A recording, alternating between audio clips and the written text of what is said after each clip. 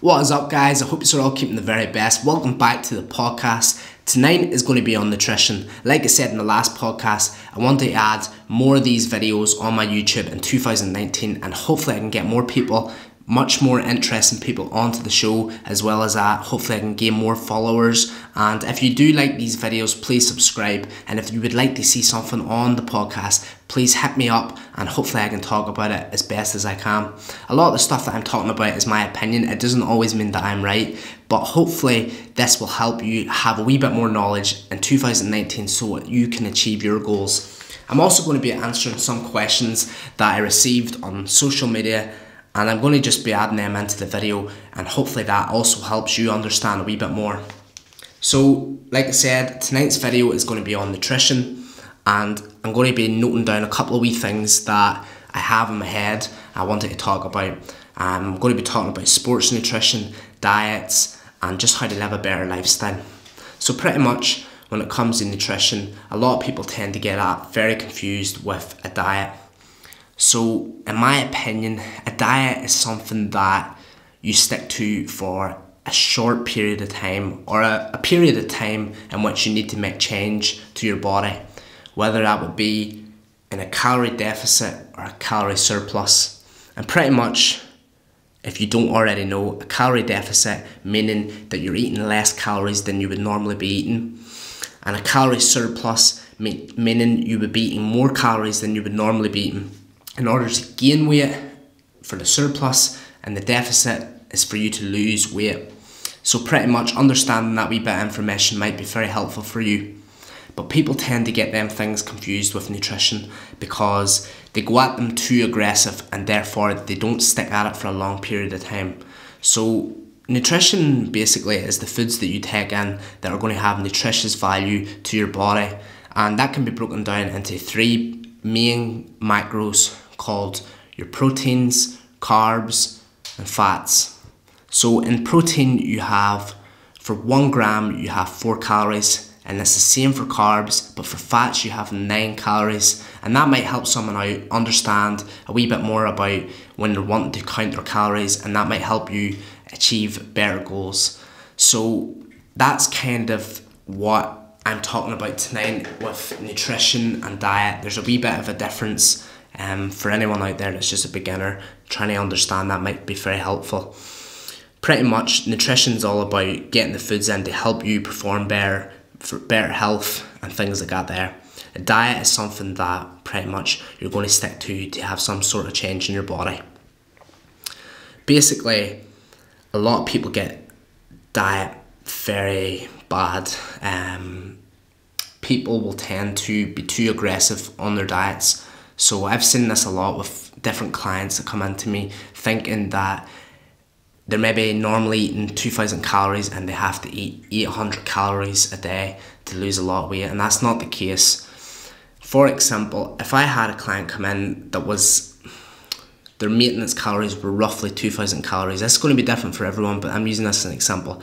I would try to put that client on a deficit of 500 calories. Something nice and consistent that they can stick to for a longer period of time, where their body can adapt to it better and have a better chance of sticking to it in a more healthy way.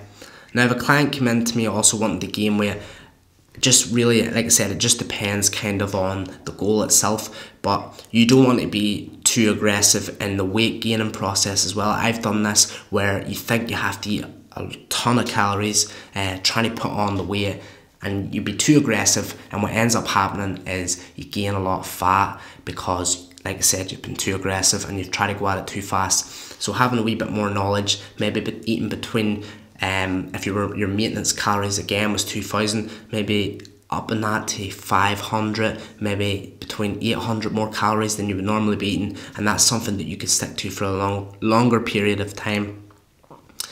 And saying that, everyone's goal is going to be completely different. If you're absolutely skinny, no muscle whatsoever, you might need to really stack up on the calories because your body is different.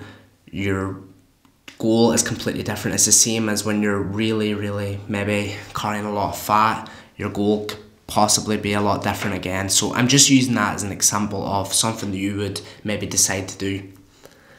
But here's the thing, there's a lot of information out there on YouTube, Facebook, lots of different coaches trying to sell different things, and keep it simple. Like, I mean, honestly, I do genuinely mean this. If you want to actually live a better lifestyle, just keep it more simple when it comes to nutrition. Don't go crazy. A lot of people, like, it does get annoying. Coming up this summer, a lot of people think, I absolutely have to starve myself. And then they don't achieve their goals anyway. They probably look pathetic because they've been absolutely trying to starve themselves. Their face is collapsed in. They haven't lost much fat. Maybe they've lost a bit more weight on the scales, but they end up giving up anyway because they've went at it too aggressive, and that happens a lot of the times. They're not educated and they don't do it the proper way. Set a longer period in time for a goal. So like I said in the last podcast about even when it comes to training, people think you have to set these programs for 8 weeks and then that's it, you're done. It doesn't work like that. It's a lifestyle. You have to find something that you're going to stick to. And the best type of diet is something that you actually can stick to and enjoy, where you're not gaining too much fat and you're able to actually really live this lifestyle and enjoy it, because that is the main thing. People don't enjoy this process when it comes to diet, and you have to be able to really stick to something for a long period of time. So understanding more about calories, understanding more about training itself and what you need to do. You see it all the time, a lot of people jumping on the cardio bandwagon and going crazy with cardio, cutting their calories right down to 800, 900, 1000 calories a day. Mental when it comes to their cardio. I've seen it all the time. People come in to me saying, oh, I've been out a run today, and you know, I've been up for my HIIT class and blah blah blah, things like that there. And they're still not happy because they're saying, oh, I'm still carrying fat, or I don't feel happy with my training, I'm not really happy with the lifestyle, blah blah blah. I've heard it all before. And the people that I train, sometimes I don't get them the goal the way they want it. I don't always get them the goal inside 8 weeks, 12 weeks, whatever it is, but I'm taking them on a journey that I hopefully will be able to teach them a lot more about a lifestyle rather than just giving them a program to follow so that they can lose the weight really fast, and then after they leave me, boom, they've gained it all on again. So that's what happens a lot of the times. And you see a lot of the time, and I'm not being sexist or anything, but you see a lot of the time with women, they always tend to go crazy when it comes to diet, thinking they have to absolutely starve themselves. And yes, they may lose a lot of weight really fast, but when they hit that wall, they don't know what to do and they end up crashing, and it never ends good. So trust me on that one there. I wanted to move now on to sports nutrition, which is a wee bit more different, and it takes different parts when it comes to performance. You also need to understand that if you're wanting to perform better, you have to be able to actually train and perform and also eat a certain way that you're not starving yourself. Because if you're starving yourself, basically, you're not going to be able to perform better. So I've had a guy come on to me before, and he was a Gaelic player, and he was saying to me, look, I really want to get shredded for summer, but I've also got a lot of matches coming up. What kind of program should I be on? And I advised him, look, you need to ditch the whole idea of getting shredded with abs. Look, I'm not saying that that's the goal for everyone. I'm not trying to say that you should tell all your clients to do that, but at the same time, I knew for a fact if I was to cut his calories way down and he had a lot of big matches coming up, that he wouldn't perform to his best. So therefore, I said to him actually to up his calories so that he has more energy to perform at his best. And his performance was absolutely fantastic because of that. And he thanked me a lot because I didn't put him on this calorie deficit, starving him just to gain abs. And he was very thankful for me. And also in the process of upping his calories, he was actually able to build more muscle. And that was just an example of understanding a wee bit more about sports nutrition rather than thinking, look, you need to starve yourself and that's what you need to do, because it's not always the case. And everyone's going to be different. If you're a fighter, it could be completely different again.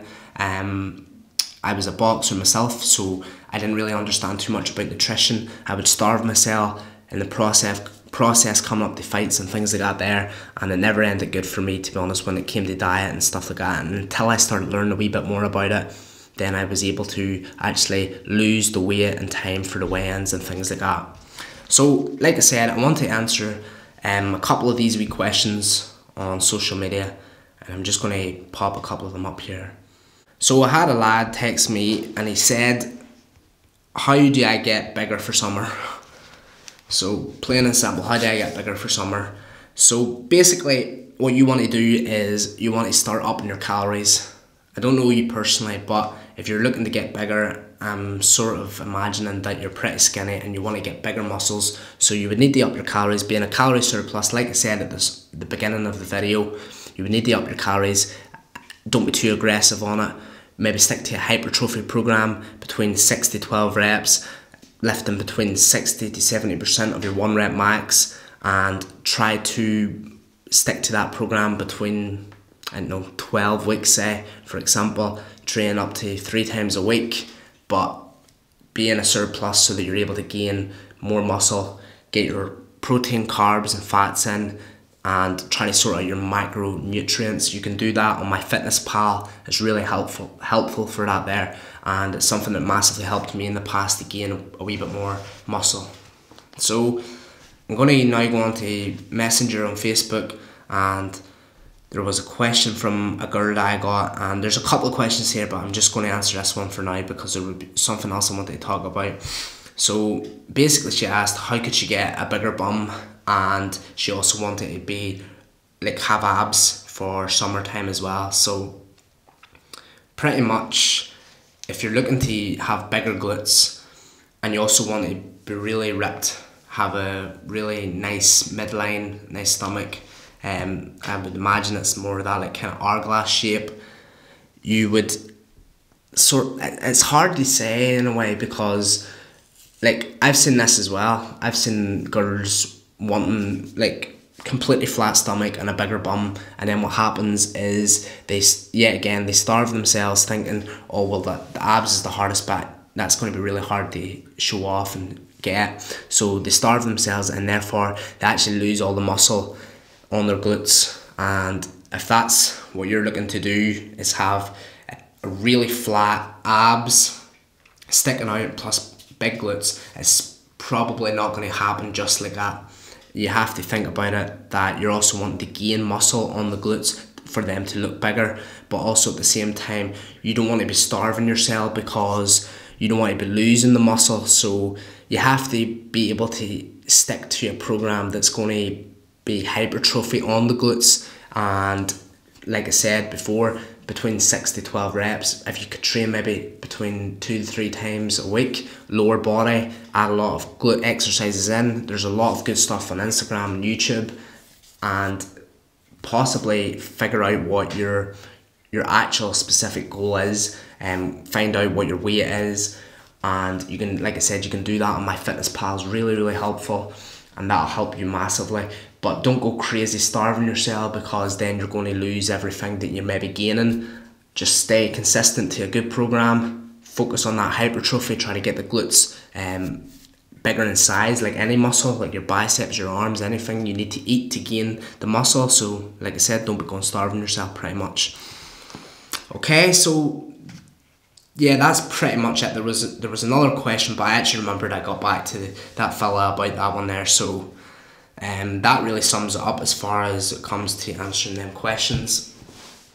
But like I said before, stick to a lifestyle and stick to something that you can actually do for a longer period of time. Don't go crazy rushing things. Don't go crazy starving yourself or thinking you have to do things that you see online, like taking fat burners and things like that there. It never works out, it never helps. So having that wee bit of knowledge will massively help you. And I hope you enjoyed this podcast, and if you did, please subscribe to the channel, and hopefully I'll be back on again. So thank you folks, and I'll see you soon.